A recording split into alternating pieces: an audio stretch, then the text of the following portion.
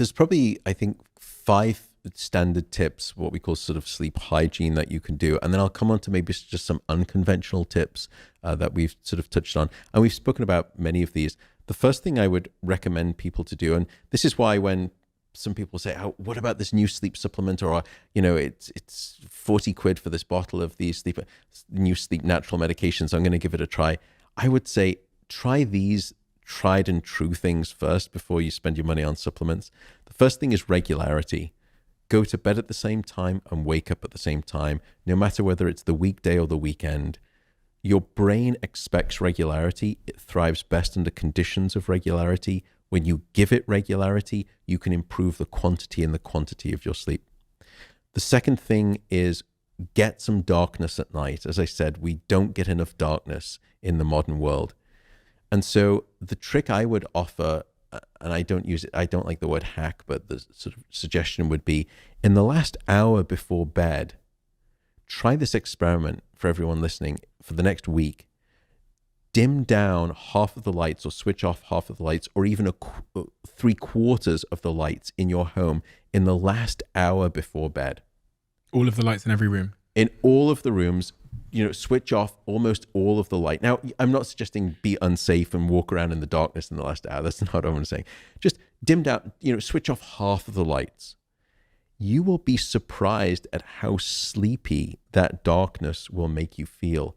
And it's also an incredible behavioral trigger to signal to your brain that it is time for sleep, that darkness is around me. That's the second tip, is darkness. The third tip is temperature. Most people sleep in an ambient bedroom temperature that is too high. And you need to aim for a bedroom temperature of about 18.5 degrees Celsius, around about 65 to 68 degrees Fahrenheit, if I'm probably butchering the mathematics there on that. But you need to get cool. Now, you can wear thick socks, you can have a hot water bottle, that's fine. But the ambient needs to be cold, because you need to drop your core body temperature and your brain temperature by about 1 degree Celsius to fall asleep and stay asleep. And it's the reason that you will always find it easier to fall asleep in a room that's too cold than too hot. So make your bedroom cold, make it dark like a cave.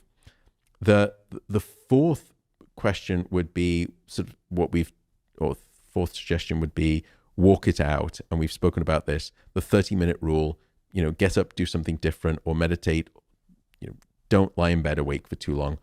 Then the final 2 things we've spoken about caffeine. We haven't spoken about alcohol, but let me just say as the kind of headline of it, alcohol is not a sleep aid. Many people use it as a sleep aid. It is not your friend. Alcohol, again, is a sedative, so it knocks you out. The second is that it fragments your sleep. So you wake up, your sleep is littered with all of these small awakenings. Most of them you don't remember because they're too brief, but it makes for miserable, lousy quality sleep. And the final thing is that alcohol is very good at blocking your REM sleep or your dream sleep, which we know is critical for many other functions as well. So alcohol's not your friend. That's the sort of the final tip. Again, just if you're with friends, have a glass of red wine. Just know, okay, my sleep's not going to be great. No, thank you, Matt. And, nice. Yeah, okay, that's right. And I'm joking. I'm not. Yeah, I'm joking. Whatever. It's just live life too. Of course, yeah. I'm not saying that. I was thinking there about the other sort of behavioral things that we do that harm our sleep as well. We talked about coffee earlier on, avoiding that. It's weird that people drink it after dessert in the evening. So never understood that. Guess that's an old tradition. But the other thing, obviously, that the modern generation are even more susceptible to is to have a quick TikTok. Look at the social media account or something. Now, I thought, there's a lot of different products out there that are trying to help with the light that comes from these screens that I think is the cause of what's keeping us awake. But there's this little button called dark mode on my iPad. Oh, there's also one called night shift. So if I just pop that on, Bob's your uncle. and I can crack on with my screen time. True or false? Partly true. Oh, good. Okay, partly. So I can just pop that on night mode and dark mode, and then I can carry on using my iPad. Partly true.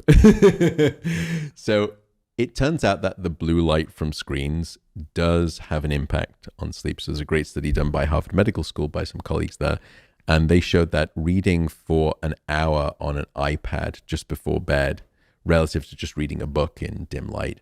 Firstly, it delayed the time with which people fell asleep, so it took them a lot longer to fall asleep. Second, it reduced the total amount of sleep that they had. Third, it decreased a sleep-related hormone called melatonin. It delayed the release of that melatonin, and it reduced the amount of melatonin. And finally, it reduced the amount of rapid eye movement sleep.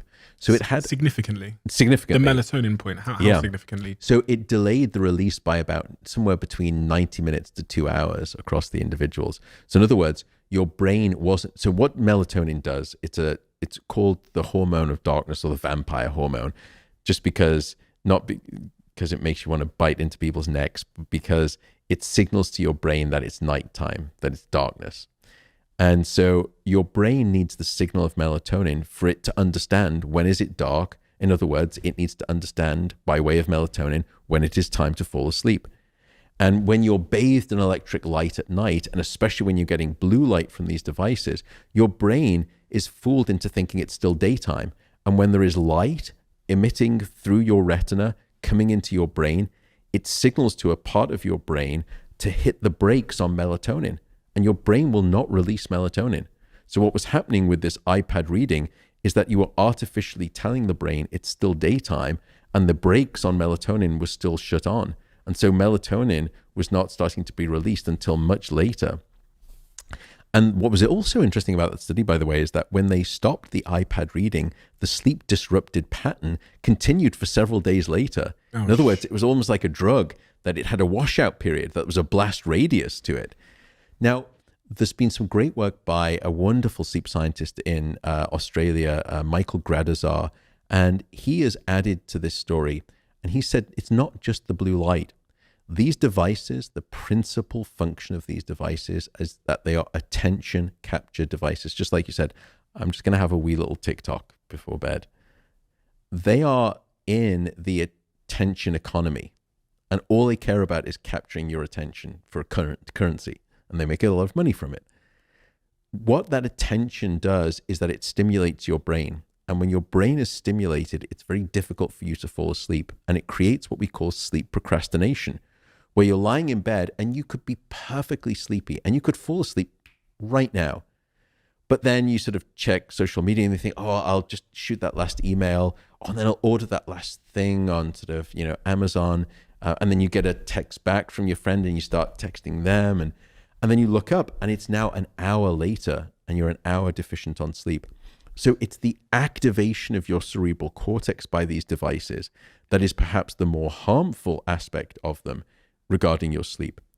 Now, here again, I don't want to be finger wagging. The genie of technology is out the bottle and it's not going back in anytime soon. There's nothing that I'm going to say as a sleep researcher that's going to change that.